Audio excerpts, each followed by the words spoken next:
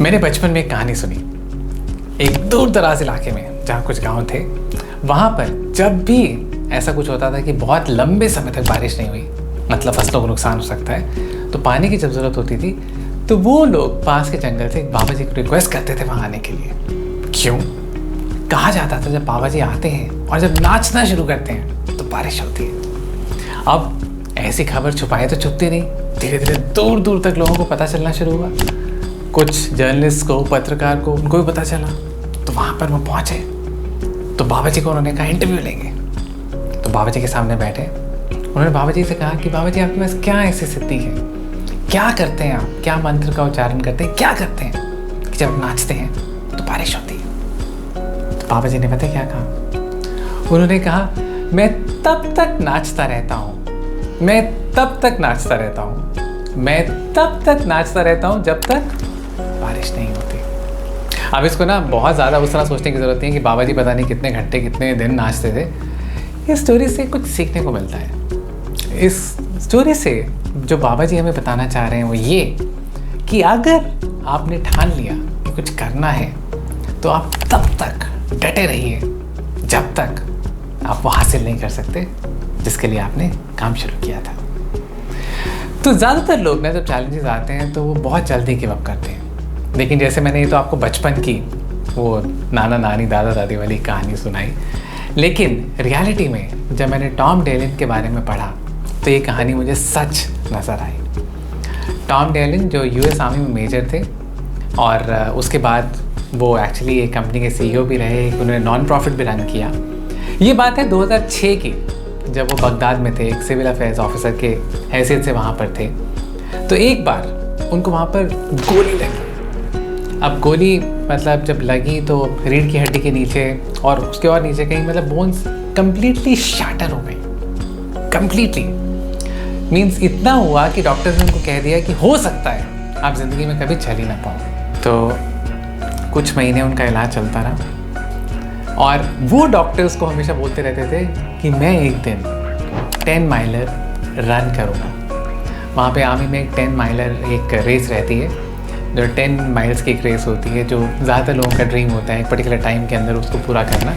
तो उन्होंने कहा, वो डॉक्टर्स कहते रहते थे कि कुछ नहीं फ़र्क पड़ता, I will be on my feet one day running and completing that 10 Mylar. तो डॉक्टर्स को तो वैसे ही लगता ही नहीं था कि वो कभी उठ के चल भी पाएंगे। कुछ महीने लेकिन फिर भी इलाज चलता रहा। 6-7 महीने में इतना हुआ कि वो रिकवर हो पाए, कि मतलब एटलीस्ट अब वो खड़े हो पाते थे और एक वॉकर की हेल्प से धीरे धीरे उन्होंने चलना शुरू किया। तो डॉक्टर्स के लिए, तो बहुत डॉक्टर्स के लिए ये भी एक मिरेकल था, क्योंकि जिस तरह से उनकी बोन्स अंदर से पूरी तरह क्रश हो गई थी।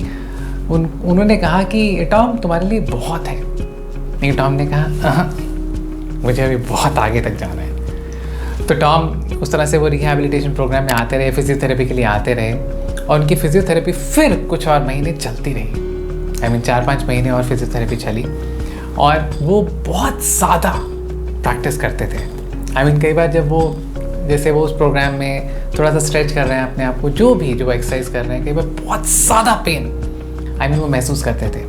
उस प्रोग्राम में, वो रिहैबिलिटेशन प्रोग्राम में बाकी लोग भी आए होते थे जो फिजियोथेरेपी के लिए, वो लोग टॉम का पेन देख नहीं पाते थे। मगर टॉम अपने आप को इतना ज़्यादा स्ट्रेच कर रहे थे क्योंकि टॉम का एक गोल था, उनको वो आर्मी 10 माइलर रन करना था।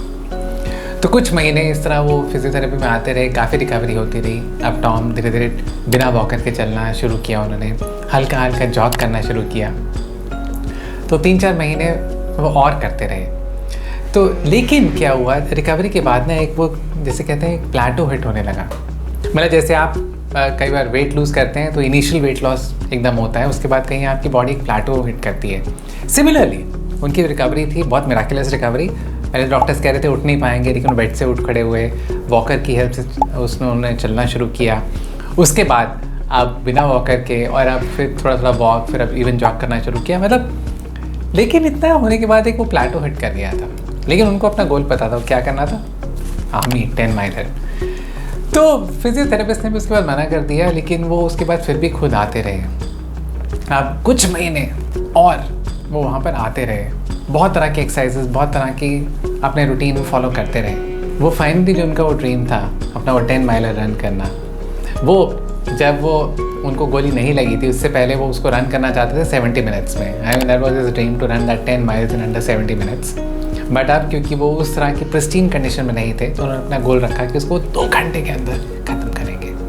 और फाइनली कुछ साल के बाद वो रन कर पाए 1 घंटा 56 minute 1 hour 56 minutes and he completed the race. तो उसके बाद जब उन्होंने कंप्लीट किया ना तो लोगों ने उनसे पूछा कि टॉम ऐसा क्या था जो आप वो करना ही चाहते थे।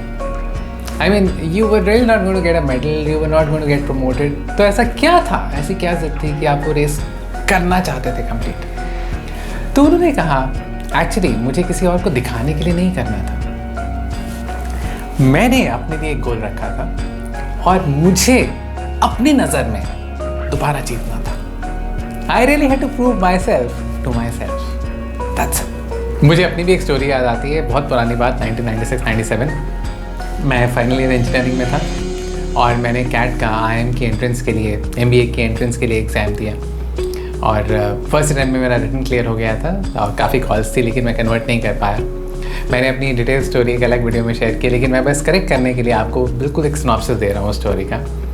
तो फर्स्ट अटैम्प्ट में मैं क्लियर नहीं कर पाया, बहुत IIM की इंटरव्यू कॉल्स थी लेकिन मैं कन्वर्ट नहीं कर पाया। मेरी अच्छी एक जॉब लग गई थी, मेरे को ऑलरेडी HCL में जॉब मिल गई थी तो मैंने जॉब ज्वाइन कर ली।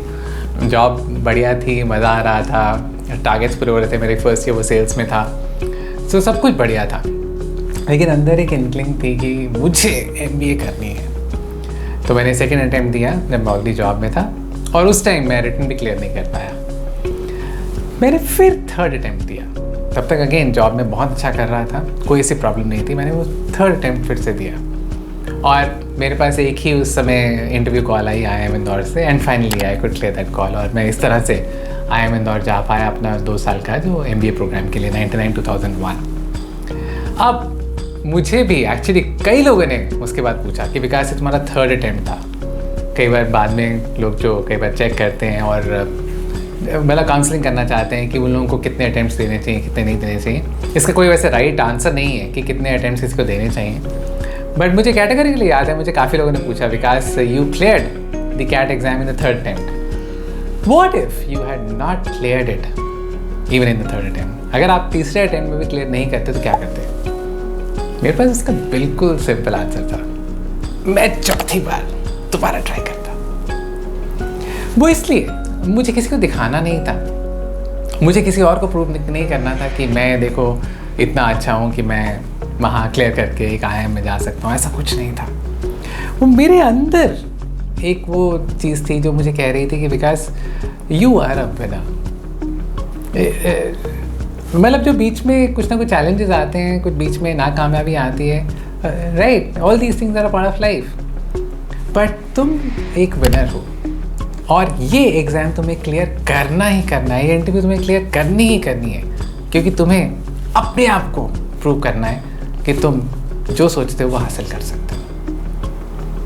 अब मैं पता आपसे ये स्टोरी क्यों शेयर कर रहा हूँ क्योंकि मुझे 100% पता है कि आपकी ज़िंदगी में, या मैं आपसे बात कर रहा हूँ, आपकी ज़िंदगी में आपने कभी ना कभी कुछ ऐसी चीज़ हासिल ज़रूर की होगी जहाँ पे एक बार आप खुद गिव अप कर गए थे लेकिन फिर आपने रियलाइज़ किया कि नहीं, कुछ भी हो जाए आपको ये करना ही करना है। सो कितने अटेम्प्ट्स देने चाहिए मुझे नहीं पता, टॉम को कितने महीने कितने साल लग गए दोबारा वो 10 माइल रन करने के लिए मुझे नहीं पता, लेकिन अल्टीमेटली जज्बा सिर्फ यही था कि जो काम शुरू किया है उसको पूरा करना है। तो आपने जो चीज़ सोची हुई है ज़िंदगी में उसको पूरा करना है। तो आज दोस्त मैं आपसे ये बात करना चाहता था, ज़िंदगी में जो चैलेंजेस आएंगे आते रहेंगे लेकिन कहीं ना कहीं हमें अपना फोकस क्लियर रखना पड़ेगा कि जो मैंने गोल रखा है अपने लिए उसको किसी भी हाल में पूरा करना है। मैं तब तक नाचता रहता हूँ, मैं तब तक नाचता रहता हूँ, मैं तब तक नाचता रहता हूँ जब तक बारिश नहीं होती। So that's all for today. आपको अगर ये वीडियो अच्छा लगा तो अपने फ्रेंड्स के साथ शेयर ज़रूर करें। This is Vikas Bansal signing off.